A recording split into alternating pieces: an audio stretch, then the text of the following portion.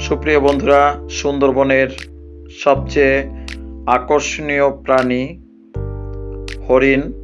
আজকে হরিণ আঁকা শিখব। প্রথমে মাথাটা করলাম, এখন মাথার পরেই আপনার পায়ের অংশটা দিলাম। এভাবেই আপনার তার অঙ্গ প্রত্যঙ্গগুলো সঠিকভাবে তৈরি করে দিলাম। বন্ধুরা, মনে সাহস নিয়ে ছবি আঁকলে আপনিও এভাবে দ্রুতভাবে ছবি অঙ্কন করতে পারবেন।